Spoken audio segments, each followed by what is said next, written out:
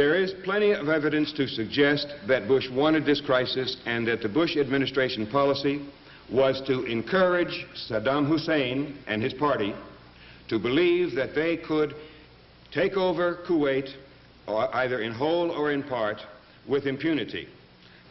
This new world order or new international order that Bush is talking about looks to me like an institutionalization or attempt to institutionalize the North-South dimension of the old Cold War, which was a war for natural resources, for labor, and for markets. We used to export, you know, simply the hardware, tanks, aircraft, and so forth. But this time we sent across the hardware and the people to operate it. That turned it into a classic mercenary operation, the sending abroad of military forces to defend a foreign regime. Bush called the Persian Gulf crisis the greatest crisis since World War II. Remember that? The greatest moral crisis since World War II. Well, of course, he was totally wrong. The greatest crisis in World War II is the domestic crisis in the United States, in education, in healthcare. We all know what the domestic crisis is in this country. It is racism, it is drugs, it is violence of every sort. It is the worst educational system in the developed world. It is a system in which 1 in 3 people is living in poverty, either totally or in absolute poverty, or so close that they have no relief from want, where 1 in 3 people is illiterate, either totally or to the degree that they cannot function or get along in a society based on the written word. 2% of American families own 54% of the net financial assets of this country. Those are the people who really run the United States, of course. And they are the people for whom the CIA serves, as does Bush and all those people in the administration, and the professionals who service these very wealthy people. Those, of course, are our version of the Latin American oligarchs. Former CIA officer Phil Agee evaluates the Gulf War and places it in context of American society and the U.S. power structure. Right now on Alternative Views.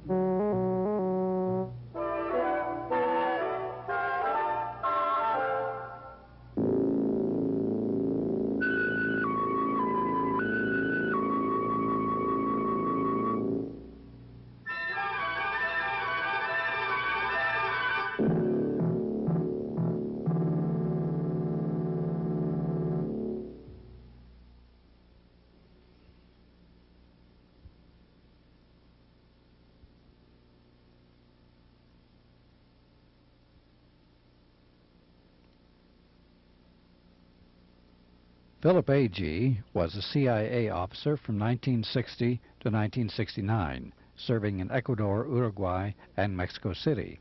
He quit the CIA and wrote a very significant book, Inside the Company. Since that time, Agee has been traveling around the world and writing books and making speeches. This speech, which we'll see on Alternative Views, was recorded in April of 1991 at the Massachusetts Institute of Technology. We'll have Phil Agee's speech in a few minutes after a couple of news stories from the alternative press. Well, here we are in the midst of a recession. We're all well aware of that. Layoffs are rising, corporate profits are weak, lots of bankruptcy. But during this time, pay in 1990 for the nation's top executives rose by a bigger percentage than the wages of any other group of American workers. Many chairmen and CEOs receive these huge annual salaries under what the corporate system calls pay for performance. In other words, as corporate profits rise, so do executive profits.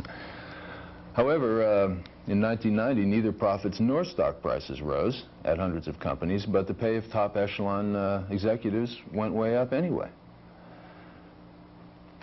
Now these increases came when most American workers received raises of less than 5%, which didn't even keep up with inflation.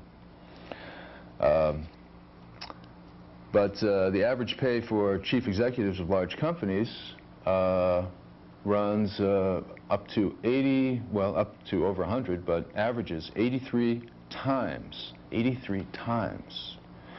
the annual wages of the average American worker. The gap, this 83 times gap, has doubled in the last 15 years. It was 41 in 1977, 41 times. Now it's 83 times.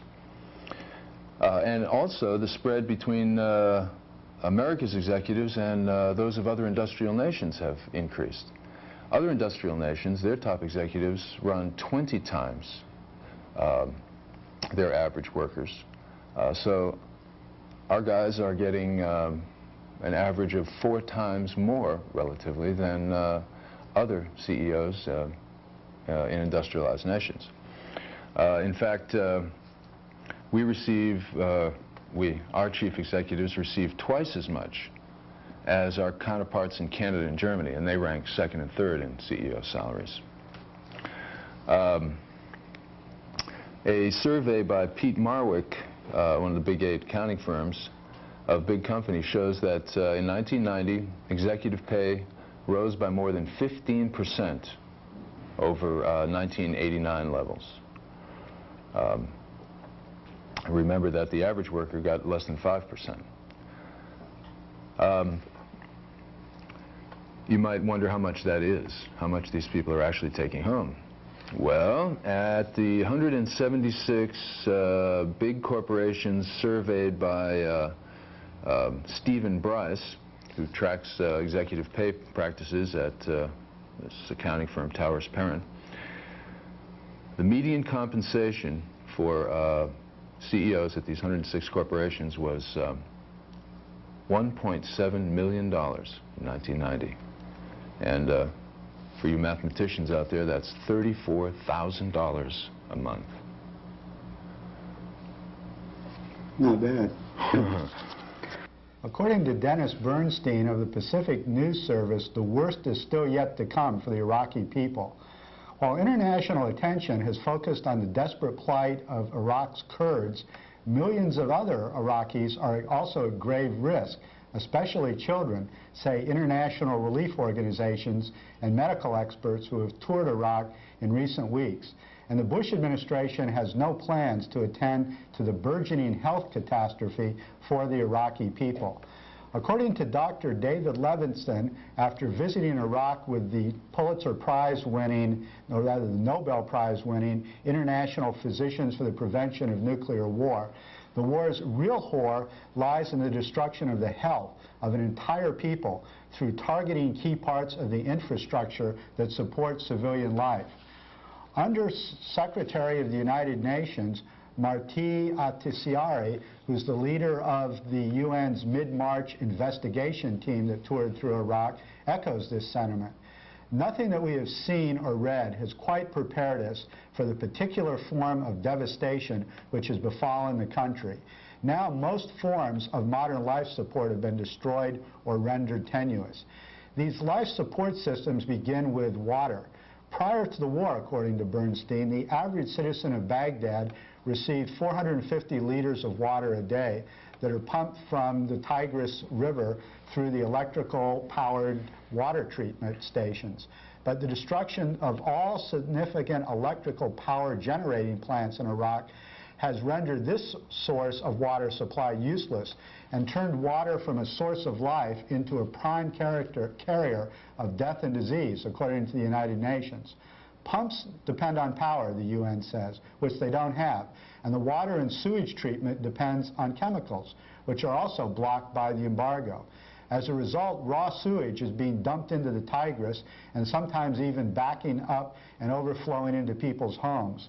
Many Iraqis, reduced to subsisting on 30 to 40 liters of water a day, have turned to drawing polluted water from the Tigris.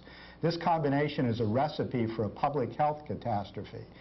At the height of the air war, according to Iraq's Minister of Health, Abdul Mohammed, the greatest concern was from bad drinking water. He estimated that 3,000 deaths had already occurred from bad drinking water, and probably 2,000 people are under some kind of medical care from drinking contaminated water. Since then, Save the Children reports that typhoid cases have tripled, diarrheal cases have quadrupled, and polio and meningitis have reappeared. Concerns that these diseases could reach epidemic proportions are compounded by the damage sustained by Iraq's healthcare system. For instance, 14 hospitals and healthcare facilities were damaged in the bombing, but even a bigger problem is the lack of electrical power. Without power, according to doctors who have visited Iraq, all that we associate with modern health, the storing of blood, the preparation of cultures, preserving medicines and vaccines for children, doing x-rays, all these techniques of modern medicine become impossible. At some hospitals that the Physicians for Social Responsibility visited, doctors were performing surgery under kerosene lamps, often on victims burned in accidents with kerosene utensils. Hospitals also, according to these doctors, lack basic medicine and enough clean water for adequate sanitation. One doctor told the visiting U.S. doctors that he's afraid that instead of being a place where diseases are cured, the hospital is going to be a place where diseases are being spread. Other problems, according to Oxfam, which is International Relief Organization, is that healthcare workers can't get out into the fields to visit the small towns of Iraq to prevent the spread of epidemics. And according to the International Red Cross, there's also a wave of epidemics that are beginning to spread through the south of Iraq, through Basra that was destroyed by bombing, Allied bombing, and then suffered from the Civil War. And all of the small towns of southern Iraq are already facing cholera and other epidemics. The food situation is also grim in Iraq. Iraq imports 70% of its food, and the 7 months of sanctions coupled with the war have also severely squeezed existing supplies. The destruction of key agricultural facilities, including animal vaccine factories, many seed warehouses, have jeopardized future harvests, making widespread starvation a real possibility. Another problem that I read in PeaceNet was that the United States will not allow the Iraqis to use their helicopters to drop pesticides on some of the crops that require pesticides for survival. So whereas Bush allowed the Iraqis to use helicopters to bomb the Kurds and some of the Shiite rebels in the south, they're not allowing the Iraqis to use their helicopters anymore to spray pesticides on their fields. And so thus the Iraqis are facing starvation. So according to all of the international health organizations that have visited Iraq recently, it's a human catastrophe in Iraq. According to the UN, it's near apocalyptic conditions, and none of this has been indicated on the mainstream media that just shows American soldiers first doing favors for the refugees in the south of Iraq, and more recently helping the Kurds out in the north of Iraq. But according to Tony Cordesman, who you heard on ABC as their military commentator, the Iraqi people deserve all of this punishment. He told a Brookings Institute seminar that the Iraqi people should be punished for tolerating their government. He said, I think we should use economic concessions to try to force Saddam Hussein out of power, and in the process we should not become too involved with the harm that is done to the Iraqi people, because they deserve anything that happens to them. We'll have more news stories later in the program, but now we're going to turn to our speech by Phil Agee, presented by the Speak Out organization from San Francisco. Phil was a CIA officer for 9 years, serving in Latin America.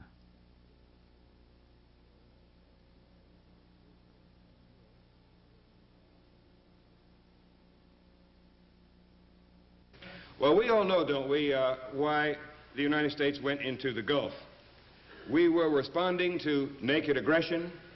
We were preserving and defending, quote unquote, our way of life. Jobs were at stake. You remember that one from Baker. And then it was a return to stopping naked aggression, and that aggression cannot be rewarded. We all know that we responded from moral principle and from political principle. We also know that Bush went into the Persian Gulf in order to restore to his throne the emir or dictator of Kuwait. And here we have seen just recently his return and the development of Kuwait, or the return to Kuwait of that principled democratic system they have there based on what we all treasure: one man, one vote. One vote by the emir. Well, there are alternative explanations, I think, and analyses of why we went into the Persian Gulf. One that we haven't seen really in any meaningful way is the interpretation that a crisis was needed to replace the crisis in Western Europe, the East-West crisis, which largely disappeared with the collapse of communism in Eastern Europe. A crisis that would allow for the continuation of the 40-odd-year-old war economy in the United States, wherein more than half the budget, the federal budget, is taken up with military expenditures. You know that the official figure for 1990 was 26% of the national budget going to military expenditures. But that 26% is very convenient for those who want to cover it up, because they do not factor into that 20% or 26% many of the most important military costs, such as interest on the national debt from past military expenditures, the retirement benefits for tens of thousands of former Department of Defense employees, civilian employees, and many other items. Analysts who have studied the matter have come up with figures going up to 55 to 60%. People like Gore Vidal puts it at 2/3 the federal budget going for national defense. Well, that is a system which was certainly at risk, wasn't it, with the collapse of communism in Europe. And the only reason that that could have been kept going all through these years has been, of course, the so-called Soviet threat, or the permanent crisis atmosphere that developed following 1950 and the Korean War. There is plenty of evidence to suggest that Bush wanted this crisis, and that the Bush administration policy was to encourage Saddam Hussein and his party to believe that they could take over Kuwait, or either in whole or in part, with impunity. Consider the following. Iraq already had historical claims over Kuwait. For several centuries, Kuwait had been the southern part of the Basra province of the Ottoman Empire under the Turks. And when, after World War II, with the collapse of the Ottoman Empire, Kuwait was severed from Basra, the Iraqis did not accept it. The British at that time had moved in, as the French did in other parts of the Middle East, in order to fill the vacuum left with the collapse of the Turkish Empire. The British in 1922 drew the first lines in the sand, delineating boundaries for the first time in history between Jordan, Iraq, Kuwait, and Saudi Arabia. These lines, drawn by Sir Percy Cox in 1922, he was the British High Commissioner in Baghdad, these lines were drawn deliberately to deprive Iraq of a viable seaport. The British wanted no competition from Baghdad, which was at that time the cultural and commercial capital of the Gulf region, to their dominance of the Persian Gulf, where they converted no less than 10 sheikdoms into colonies, including Kuwait. When Kuwait was given its independence by the British in 1961, the Iraqis massed troops on the border and threatened to take the territory back by force. But Britain rushed military forces to Kuwait, and the Iraqis backed down. The Iraqis threatened to do the very same thing in 1972 and 1976. So there were historical Iraqi claims on Kuwait. There were also immediate grievances based partly on Kuwaiti overproduction of petroleum. In 1986, the OPEC countries had set $18 per barrel as the bench price for the world petroleum market. But the Kuwaitis and the United Arab Emirates for quite a long time since then had been overproducing, forcing the price down as low as about $13 last June. That price was the best price that industrialized countries and importers like the United States were paying for petroleum at constant dollars for more than 40 years. It was hurting the Iraqi economy because the Iraqis had something like $70 to $80 billion in debt from their war, their 8-year war with Iran during the 1980s. And they were demanding that the Iraqis forgive those loans which had helped finance that war. So there are a number of different immediate grievances. Another one was the theft of petroleum from Iraq's Rumaila field, which is this vast oil field dipping into disputed territory between Iraq and Kuwait.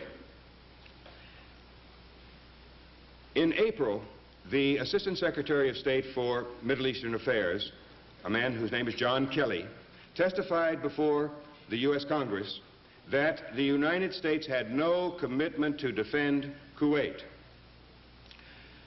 In July, the OPEC oil ministers met in Geneva, that's mid-July, and Iraq was demanding a raise in the oil price and also the elimination of overproduction on the part of Kuwait and the Emirates. Iraq at that time massed 30,000 troops on the Kuwaiti border. Hussein got part of what he wanted. The Emirates and Kuwait agreed to stop overproducing. New quotas were set in order to maintain a new price of $21 per barrel, even though Iraq had asked for 25. In any case, things were not settled, even with that, because Iraq was continuing to demand that Kuwait lease to Iraq 2 small islands, Bubiyan and Warba, at the head of the Persian Gulf, which would have provided Iraq with a viable seaport. Kuwait refused. Kuwait also refused to forgive the loans that had been made to finance Iraq's war with Iran. Negotiators met in Saudi Arabia between the two countries on the 1st of August. Kuwait did not compromise, and the next day Saddam Hussein invaded. Well, the United States was not unaware that this was coming by any means. On April 25th, some of you have read this, I'm sure, on July 25th, April Glaspie, the U.S. ambassador to Iraq, had a meeting, a face-to-face meeting with Saddam Hussein. At that meeting, she said, according to a transcript, apparently the Iraqis recorded the conversation secretly and later made available the transcript, a transcript which, by the way, has not been disputed by the Department of State. At this meeting, the U.S. ambassador said to Saddam Hussein, "I have a direct instruction from the Secretary of State to emphasize to you that the United States has, quote unquote, no opinion on your border disputes with Kuwait." She also said, "I have an instruction from the President to seek better relations with Iraq." At this time, there were 100,000 Iraqi troops poised on the border, because after the OPEC conference in Geneva in mid-July, the Iraqis did not withdraw those 30,000 troops. They more than tripled them to something like 100,000. During this time also, in the days following, or the week following, the ambassador's meeting with Hussein up to the invasion, the CIA, according to press reports and according to Senator Boren, who is the chairman of the Senate Intelligence Committee, the CIA was predicting that Iraq would invade Kuwait. And in fact, in the meeting between the U.S. ambassador and Hussein, Hussein himself responded to her, saying, in effect, that he was going to take drastic action against Kuwait if they did not agree to his demands. So it was as clear as crystal, I believe, that Hussein was going to invade Kuwait. But during that week, that crucial week between the ambassador's meeting with Hussein and the invasion, with those 100,000 Iraqi troops on the border, the Bush administration did absolutely nothing. And there were things they could have done. They could have called, for example, an emergency meeting of the United Nations Security Council. They could have sent a multinational military force to Kuwait to defend that country, just as the British had done earlier. They could have issued public warnings But they did something to the contrary. They prohibited the United States Information Agency from making a warning to Hussein on a program that had been scheduled. The Assistant Secretary of State, John Kelly, himself killed that program, and forbid any U.S. government warnings to Hussein or to the thousands of people who might become hostages in the event of an invasion of Kuwait. Then, 2 days before the invasion, the same Assistant Secretary of State, John Kelly, goes before the Congress one more time, and again he says, the United States has no commitment to defend Kuwait. Well, put all those things together, and it certainly seems to add up to a situation in which the United States was enticing or encouraging Hussein to take over Kuwait in order to create a new international crisis in a key position of the world. Certainly, if Hussein took over Kuwait, he would control then 20% of the known petroleum reserves in the world, a concentration in radical nationalist Arab hands that would be too great to be accepted by any Western industrialized country, and even by Iraq's principal arms supplier, the Soviet Union. Well, when Bush came out with the remark very early on that, quote, our way of life is at stake, he reminded me quite clearly of something that President Truman had said back in 1950. You know, the decision was taken in 1950 to establish a permanent war economy. That is to make military expenditures the motor of the U.S. economy. It was because there was tremendous fear that we were heading back to the conditions of the Depression of the 1930s. During those first 5 years after the end of World War II, up to 1950, the United States economy had contracted, or the GNP had declined by 20%. And unemployment, which had been almost nothing in 1945, 700,000, had gone up to 4.7 million. The highest echelons of the Truman administration considered the problem and decided that the way to avoid a return to the condition of the 1930s was military expenditures, rearmament in the United States and in Western Europe. The entire plan was drawn up in a document called NSC 68. NSC standing for National Security Council.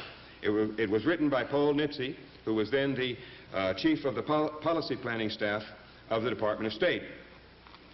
This is about a 40-page document. It was top secret for 25 years and released only by accident in 1975 and published. My version of it, which comes from the Naval War College magazine, runs to about 48 or 50 pages. It's a world analysis and the U.S. role in the world. The key quote from that document was this: the United States and other free nations will, within a period of a few years at most, experience a decline in economic activity of serious proportions unless more positive governmental programs are developed.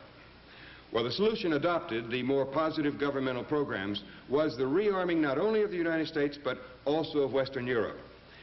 The problem we faced at that time, from an economic point of view, was that United States exports were not sufficient to sustain the economy.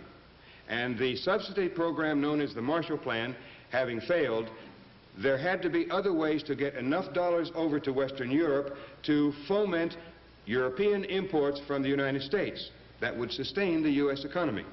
And remilitarization of Western Europe with Germany, West Germany, as the key pivotal country was adopted. The money was transferred then in billions of dollars through so-called defense support grants. And the economic situation in the United States was saved, at least through that method.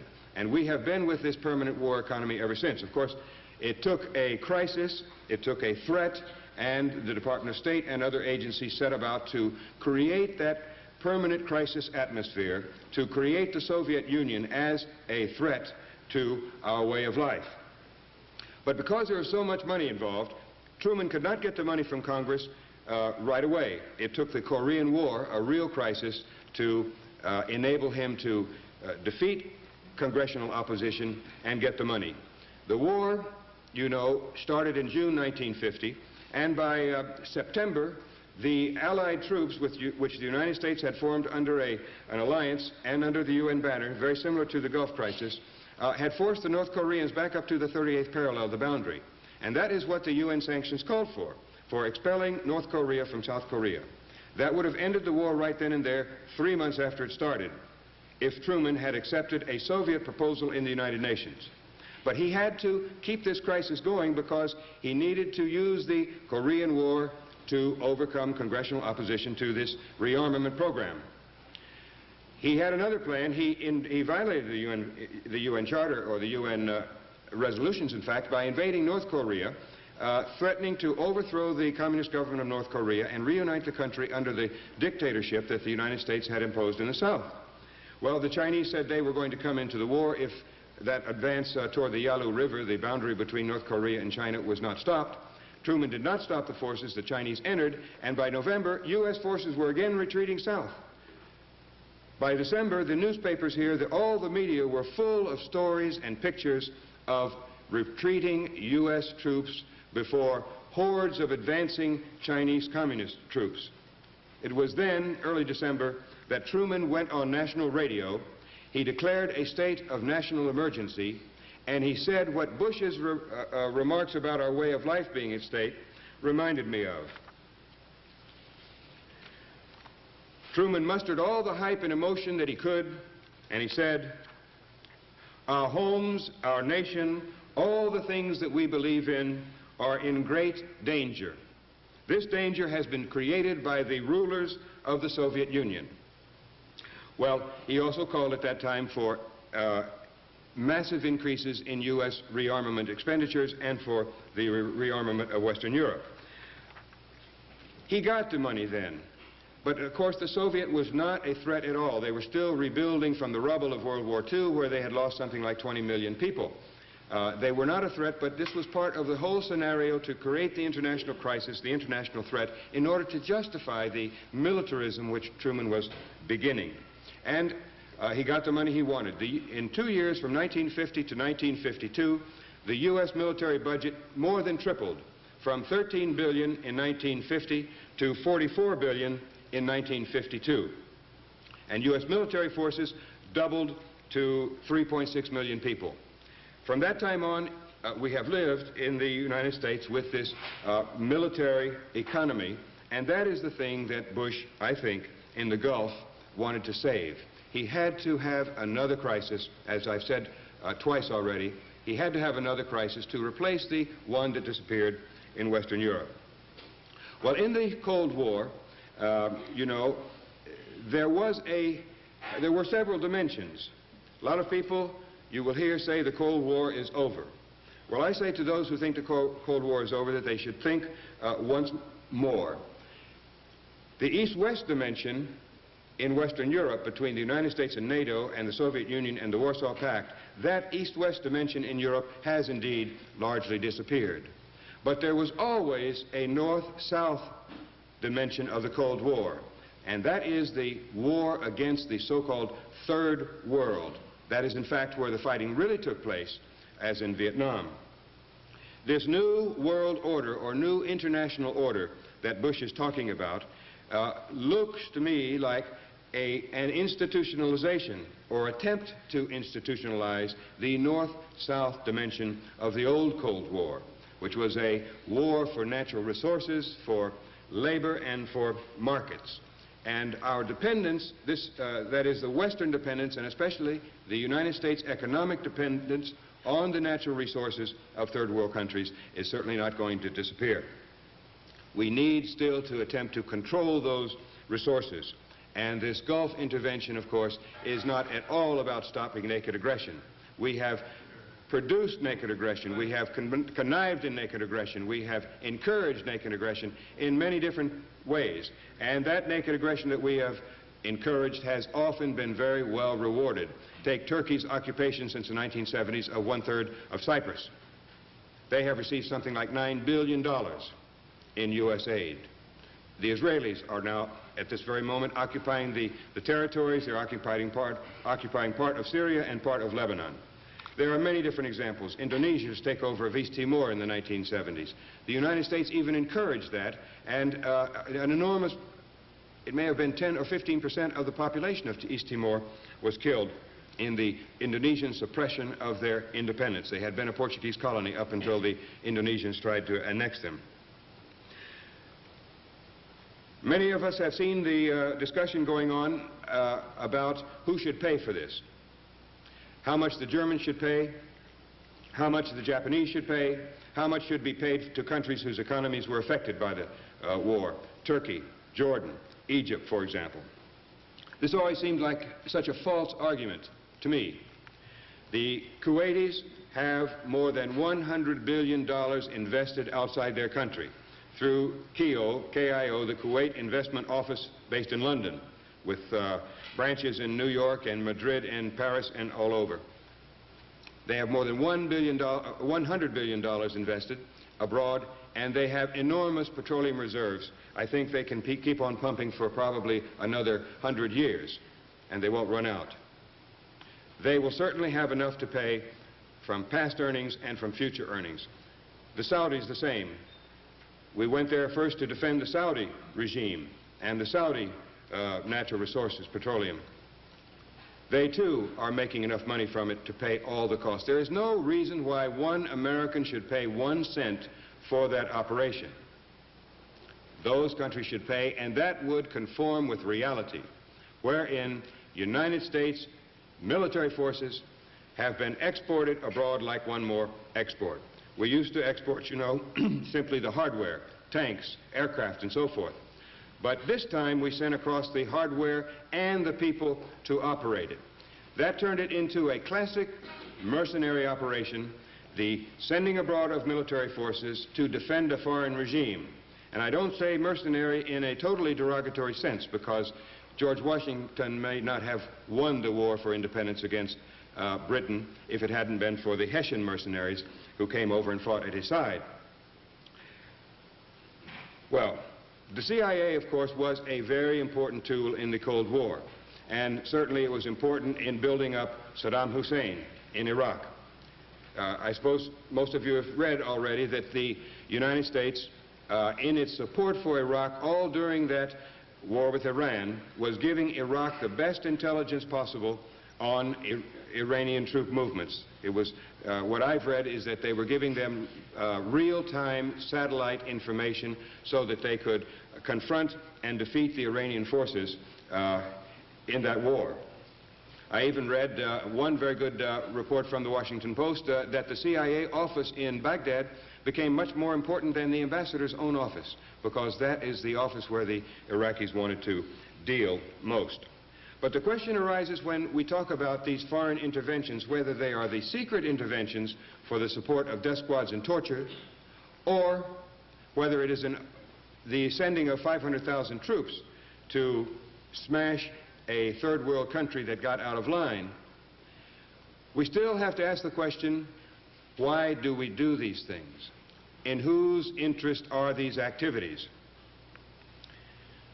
When I was a trainee in the CIA, I was taught that the Soviet Union's foreign policy, its expansionism, its belligerence, was a direct product of the domestic system in the Soviet Union. The requirements of the Soviet Communist Party to retain a monopoly on power.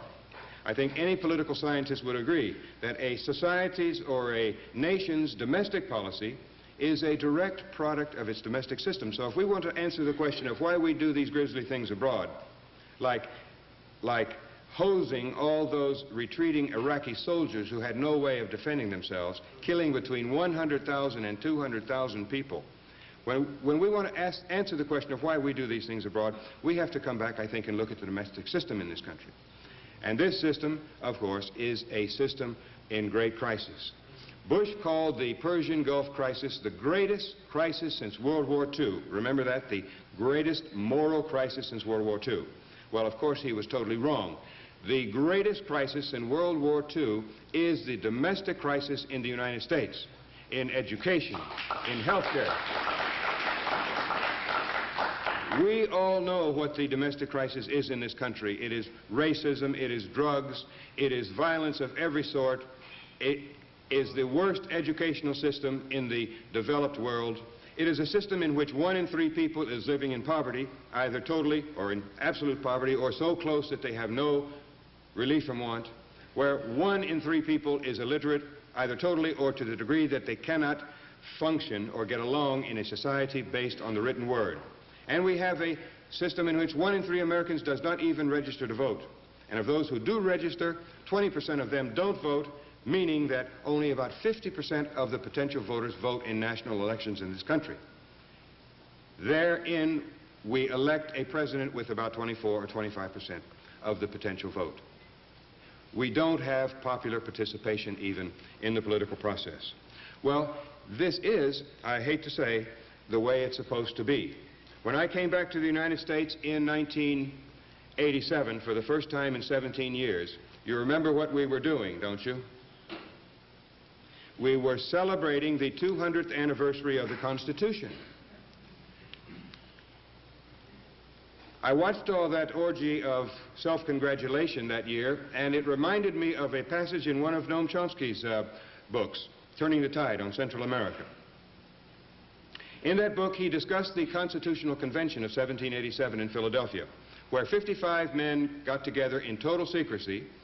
Not one word was revealed until more than 50 years after the convention, one word of what was said there, to find solutions to problems in governing the United States under the Articles of Confederation. The question arose, as Chomsky wrote, who really is to govern the United States? And John Jay had the answer. You remember John Jay was the president of the Continental Congress that fought the war for independence. And he was also the first Chief Justice of the United States, of the Supreme Court. John Jay had the answer. He said, well, of course, the people who own the United States ought to govern it. And so they wrote the Constitution at his suggestion. They wrote out of the political process something like 95% of the inhabitants of the United States. Democracy was the last thing they had in mind in writing the Constitution. There is a book up here called Toward an American Revolution. It's by Jerry Frazier, a PhD from UMass at Amherst, which I tell people would be the best $10 they could spend on a book during their 4, 5, or 6 years in university, because that is the story of how the Constitution was adopted and who the people were who wrote it. They were the elite of colonial society, the lawyers, the merchants, the bankers, the slaveholders, the landowners, and so forth, the wealthy people. And they wrote it to protect their wealth. They wrote it to enshrine what is still the first human right in the United States. All others are secondary. The first human right here is to accumulate wealth and the power that goes with it. All others, like the right to life, the right to education, the right to housing, the right to a job, the right to proper health care, all those are secondary. The Constitution enshrined that one right before any other. Well, I highly recommend Frazier's book. That Constitution really is the root of the problem of the domestic crisis that we have today, in my opinion. There have been some 25 amendments and a lot of legislation over these 200 years. But the rules of the game as laid down in the Constitution are the same as they were at the beginning. It was the original pact between the political forces to keep the political debate in the United States as narrow as possible and to make those rules of the game as hard to change as possible. It's the root of the situation in when we go out and vote today and we're selecting between Republicans and Democrats, we're really only choosing between, on the one hand, Tweedledum, and on the other, Tweedledee. And there are, of course, many people who would like to see I sometimes say third and make a mistake, a second party in the United States. And that would be possible, but this domestic crisis makes it very difficult. If we solve the education problem and we had informed voters and participants in the political process, if we solve health problems, for example, if people had an attraction to the political process, then there would be a real threat of democracy in this country. And that is what is behind, in my opinion, the war economy in the first place, the continuation of the war economy, and the need for this crisis in the Gulf. Yes? You used the word oligarchy about South and Central America. Can you talk about oligarchy here in the United States? Well, I did mention this book by Jerry Frazier, Toward American Revolution, and those, of course, were the original oligarchs, weren't they, of this country. The system has continued. Of course, we have, you know, I used to think that Latin America was terrible in terms of the distribution of wealth and income.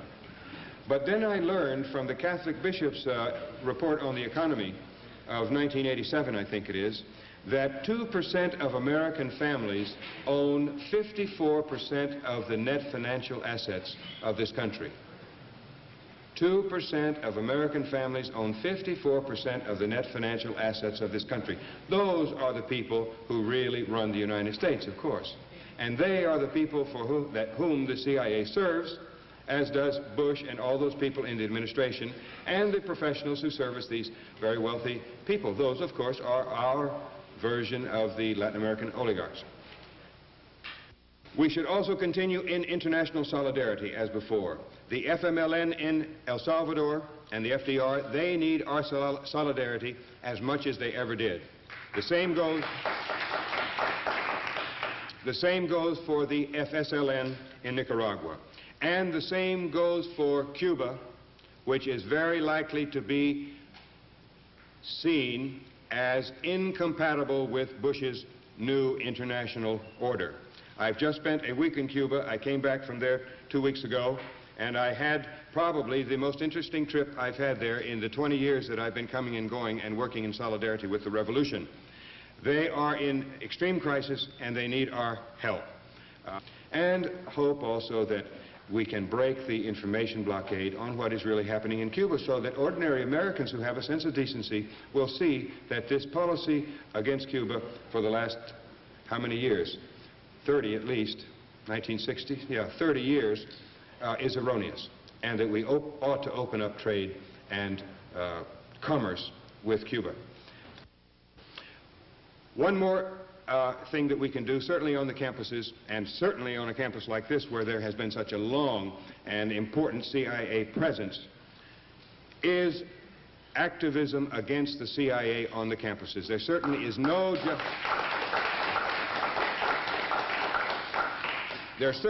no justification in allowing, for example, Murder Incorporated to come on the campuses of the United States to recruit young Americans to go into that work. Finally, I might just mention this. Last Thursday, I participated in a press conference with Ramsey Clark in New York at the UN, in which he announced a war crimes tribunal, which will be international in scope and will seek to raise all the evidence and information on war crimes committed by the United States and its allies against Iraq. This includes all of those items which specifically fall under the Geneva Conventions of 1949, including targeting civilian areas, targeting the life support system of civilians, such as water supply, such as electricity, such as sewage systems, killing retreating soldiers who have no way to defend themselves. Those kinds of things are all very specifically spelled out. And this is just starting up now. Last Thursday, the first delegation went to Amman, 5 people, to start collecting information from refugees there. And it so happened that just a few days ago, I was speaking with a friend who knows a family very well, whose son had written home from the Gulf saying that he had seen with his own eyes U.S. soldiers executing Iraqi prisoners. He wants to make that public. And I urge all of you who know people who are in the military, who are over there, or who have relatives who somehow can get the word out, if anyone wants to talk about what happened, they have a place to go. And this is to this tribunal. Well, finally, I would say that we should and must spread the word about Bush's lies and his hypocrisy on the Gulf intervention and his bombing of Iraq back to the pre-industrial age for no reason but for his own re-election. You know that last September and October, when we were having the elections, Bush was saying the sanctions are working, but he realized that for his own re-election, they might take more than 2 years to work. And come 1992 and the electoral campaign, he might be seen, very much as Jimmy Carter was seen in 1980, as hostage to a foreign crisis, as weak, as indecisive, and he made the decision right then and there, I'm sure, to trade all these lives for his own re-election, because the sanctions would have worked. No country has ever been blockaded by the whole world. It was like a medieval city siege, and they would have worked, but they wouldn't perhaps have worked soon enough for Bush's re-election. We must reject his boast when 1992 comes that he made the world safe from Saddam Hussein. And we must eject him from the White House in order to make the world safe from George Bush. I thank you all very much.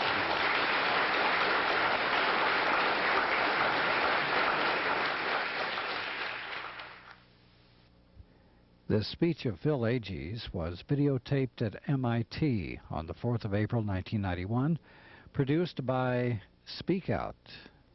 And here are some of the names of the people and organizations that made the production possible.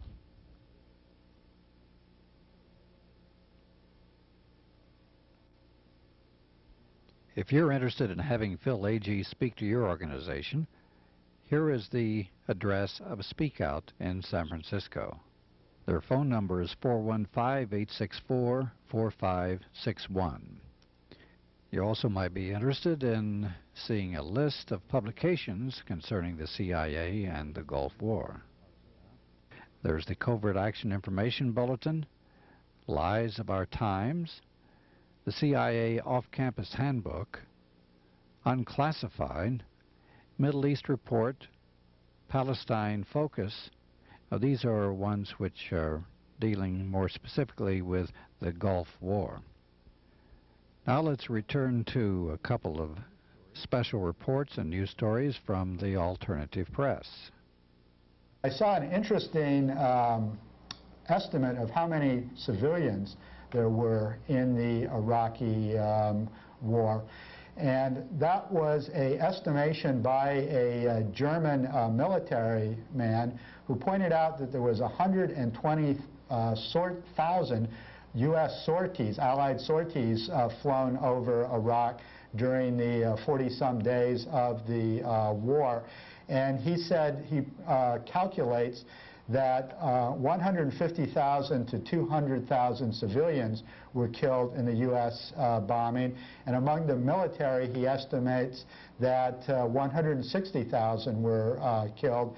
So this comes to about 500,000 victims of the Iraqi war.